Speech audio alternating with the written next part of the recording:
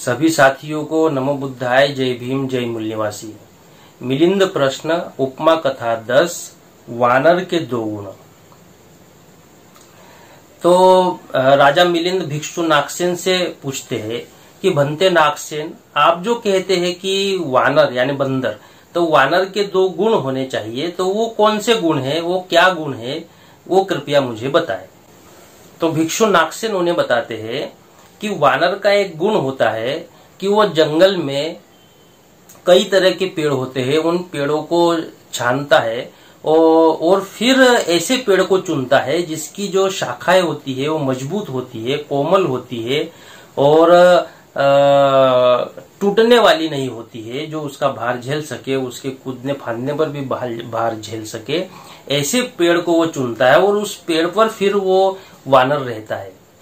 तो एक भिक्षु ने भी अपने गुरु का चुनाव करते समय इस बात को ध्यान रखना चाहिए, समझना चाहिए कि उसके अंदर कौन कौन से गुण होने चाहिए। जिस तरह वानर जो है वो कई तरह के पेड़ होते हैं, उन पेड़ों में से एक विशेष तरह के पेड़ को चुनता है ताकि उस पर वो खेल कूद सके, रह सके। उसी तरह भिक्षु ने भी गुरु का चुनाव करते समय ध्यान रखना चाहिए कि उस गुरु के अंदर जो है ऐसे गुण हो जिससे कि उसका विकास हो सके, उसके बुद्धि का विकास हो सके, उसके चित्त का विकास हो सके। ऐसे गुरु को उसने चुनना चाहिए। वो गुरु शीलवान होना चाहिए, वो गुरु मृदु भाषी होना चाहिए। अब मान लीजिए ऐसे गुरु को चुन लिया जिसको थोड़ी थोड़ी बात पे गुस्सा आता है, चिल्लाता है, बोलता है, तो अगर शिष्य के मन में कोई प्रश्न आए तो वो प्रश्न करने के पहले ही डर जाएगा कि यार मैं प्रश्न करूंगा, पता नहीं ये चिल्ला चल्ला कर देगा और वो उत्तर देना अलग रह जाएगा, वो चिल्ला चोटी पहले हो जाएगी। तो ऐसे गुरु का चुनाव करना चाहिए जो शालीनता वाला हो, मृदु भाषी हो। अगर आप उससे एक ही प्रश्न 3 बार भी पूछते हो तो वो उसे अलग अलग तरीके से समझाने का हुनर रखता हो, कोमल हृदय हो।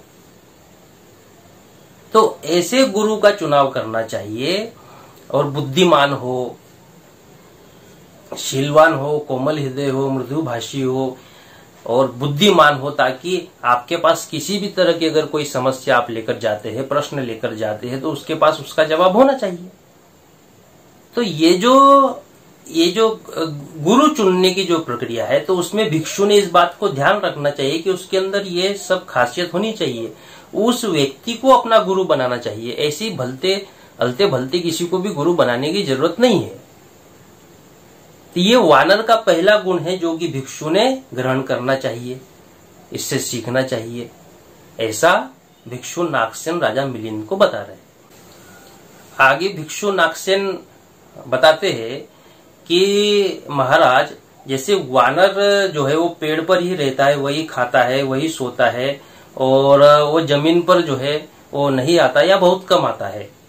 तो उसी तरह जो बहुजन हिताय बहुजन सुखाय के मार्ग पर चलने वाले भिक्षु है, उस भिक्षु ने भी अपने उद्देश्य पूर्ति के लिए या उद्देश्य को ध्यान में रखकर ही उस उद्देश्य पूर्ति के लिए ही जीना चाहिए, उसी के लिए खाना चाहिए, उस उद्देश्य पूर्ति के लिए विचरण करना चाहिए, उस उद्देश्य पूर्ति के लिए ही अपना बोलना चाहिए, अपनी वाणी का उपयोग करना चाहिए। यानी उसका प्रत्येक कृत्य उद्देश्य की पूर्ति के लिए होना चाहिए और उसने अपने उद्देश्य को प्राप्त करने के लिए हर पल विचार करना चाहिए, उसका जो है अभ्यास करना चाहिए कि आखिर इसमें मुझे सफलता कैसे मिलेगी, आखिर बहुजनों का हित और बहुजनों का सुख कैसे होगा। इसके लिए सतत उसने प्रयास करते रहना चाहिए, सतत अपने बुद्धि का उपयोग केवल एक उद्देश्य बहुजन हिताय बहुजन सुखाय के उद्देश्य को प्राप्त करने के लिए करते रहना चाहिए।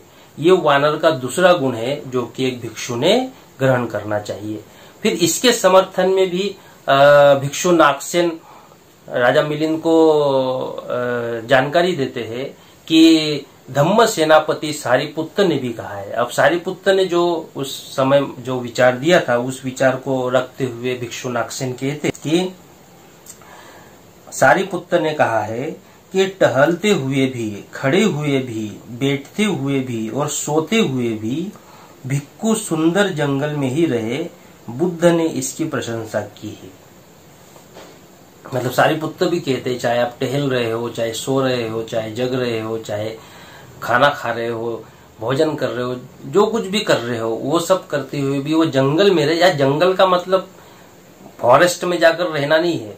जंगल में रहने का मतलब ये है कि उस उद्देश्य प्राप्ति के लिए, उस उद्देश्य की पूर्ति के लिए अपने चित्त को उसमें लगाए रखना। नहीं तो पता चले कि हमारा आदमी अभयारण्य में पहुंच गया, काजीरंगा नेशनल पार्क में पहुंच गया, वहां जाके क्या आलू छिलेंगे नेशनल पार्क में। कहने का मतलब उस समय की जो परिस्थिति थी, तो उस समय तो आप गांव से बाहर निकल जाओ जंगल लग जाता था। अब जंगल लगने का मतलब ये है कि शांत वातावरण होना चाहिए, जहां पर कि आप अगर किसी बात का चिंतन मनन कर रहे हैं, किसी बात का विश्लेषण कर रहे हैं, तो उसमें कोई डिस्टरबेंस ना हो। तो डिस्टरबेंस ना हो इसके लिए उन्होंने जंगल शब्द का उपयोग किया। इसके ऊपर मैं अलग से वीडियो बनाऊंगा कि जंगल में जाने की जो बात की जाती है, हमारे लोग सोचते हैं कि सही में जंगल में चला, वो जंगल में जाना वो जाना नहीं है। बुद्ध के समय में गांव से बाहर निकले कि 500 मीटर पे 1 किलोमीटर पे जंगल चालू हो जाता था। तो शांति से रहने के लिए या वहां शांति प्राप्त हो, जिससे कि आप अपनी बुद्धि का उपयोग अच्छे से कर सके, आप उसका विश्लेषण कर सके, इसके लिए जंगल शब्द का उपयोग उसमें किया हुआ है। तो ये वानर का दूसरा गुण है जो कि एक भिक्षु में होना चाहिए। जब ये गुण होगा तो वो अरहत्व प्राप्त करने की ओर आगे बढ़ेगा।